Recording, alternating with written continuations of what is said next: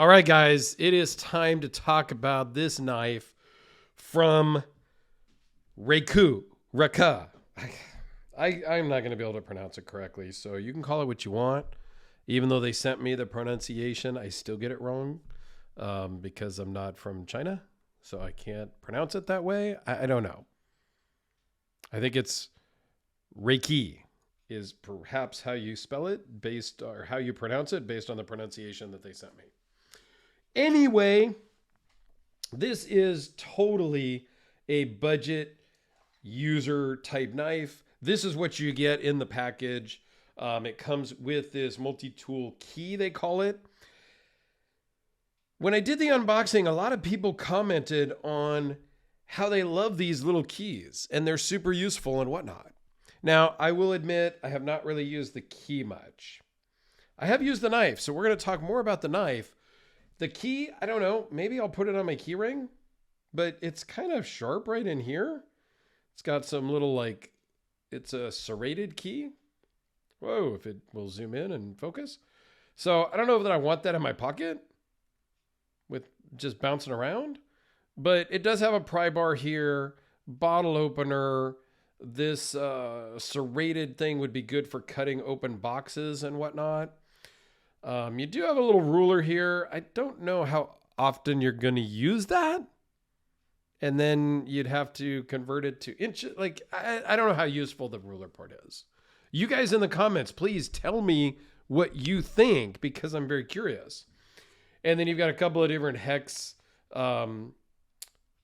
sockets here, I guess. And then a little spring clip that's really tight to hook it onto your key ring. I don't think I'm going to get much more detailed than that on this thing. It's cool, but to me, that's kind of like gimmicky cool. Like it sounds cool and neat, but I don't know that in real world use, I would use it or it would be helpful for me. Now, this knife, on the other hand, is pretty legit. It is a budget knife. We're in this $35-ish for all of this. It is an Amazon thing, is a spot to get it.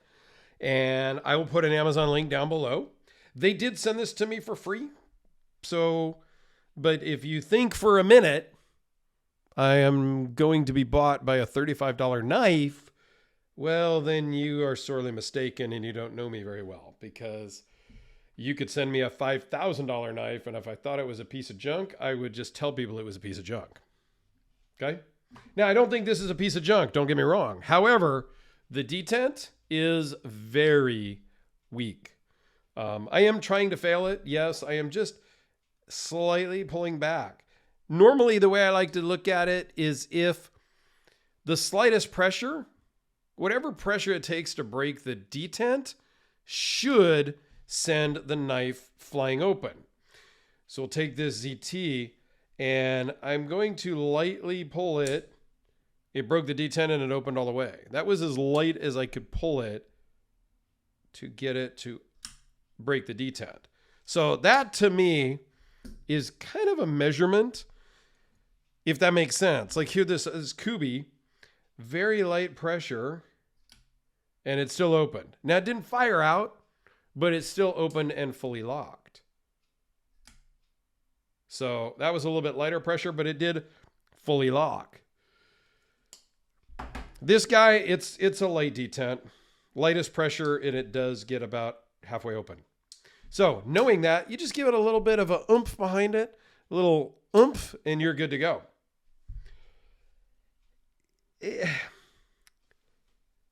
It's an okay knife. I don't love the detent.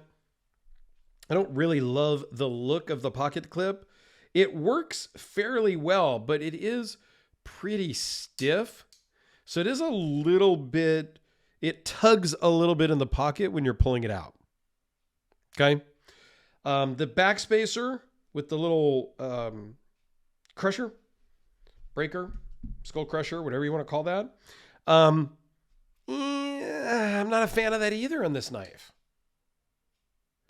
When I'm flipping the knife, that breaker kind of digs into my palm of my hand in the grip that I have to grab it to use it. And then when I'm putting it in my pocket, it's a little bit pokey on my hand also putting it back in the pocket. Okay. All in all, this thing is super sharp. 14C28N. Steel frame is a frame lock, as you can see, with a lock. I am not a huge fan of the lock. However, in some jurisdictions and things like that, I think is why they do that. From some of the comments in the unboxing. And what was interesting to me is in the unboxing comments, a lot of people are familiar with this company. And a lot of people have a lot of knives from this company. And I was kind of surprised. The pocket clip, I would also recommend using countersunk hardware. You've already recessed the pocket clip into a little pocket on the frame. Go that one little extra step and use countersunk hardware. Just smooths that out all the way and makes it really nice. Okay, all that negative aside, in the hand, it feels good. It's locked in. It feels good. It comes really sharp. And I have used this for some unboxings. I've used it around the house. Like it's a good, sharp, usable knife. You can see it's kind of got some smudge on it from some unboxings. I like the shape overall. I don't necessarily like the monochromatic of it. It's very smudgy and fingerprinty. And that's maybe not coming up on the camera, but yeah, it's very smudgy like that, which I don't really like. But all in all, it's not a bad knife. And they might have other colors and stuff too. I didn't look. But let's talk about some of the specs, some of the details on it. It's 4 5/8 closed, just a hair over 8 1/8 inches. You get 3.48 inches of blade length, 0.019 behind the edge, 0.119 in blade thickness, and overall thickness of 0.445. 14C28N steel, as I mentioned before, a budget steel, but very good. Takes a very good edge. It dulls quicker than some others, but it's easily sharpened in the field, if you will. You don't need a lot of fancy equipment and some $200 sharpening system to bring this edge back. So that's what's nice about some of these more budget-friendly steels is they're very easy to maintain on your own. Not me, of course, because I don't sharpen nothing. Everything goes to Alex down at the Watch and Cut channel. Any of my user type knives. My custom stuff usually will go back to the maker for them to sharpen and kind of spa or whatever. But normal knives like this and, you know, the Kubi has gone down. My Spydercos go to Alex. Things like that. Not a problem. Weighs in at 4.1 ounces and it's on Teflon washers. Now, the lock only works to keep it open. It doesn't lock it to keep it closed. All in all, you know, for $35, you're getting a heck of a knife. And I'm hoping I didn't say too many negative things, and maybe they'll send me some other options over time. Like, again, I'm just going to tell you guys like it is. The good, the bad, the ugly, it doesn't really matter to me. I'm not here to make friends. I'm here to just share the knife, tell the story, and tell you if it's good or bad. And I think it's a decent knife with some things that don't work for me. This is a Spyderco Delica because I pulled out the Kubi. Let's show you that one. And because I pulled out the ZT. This is the ZT0452.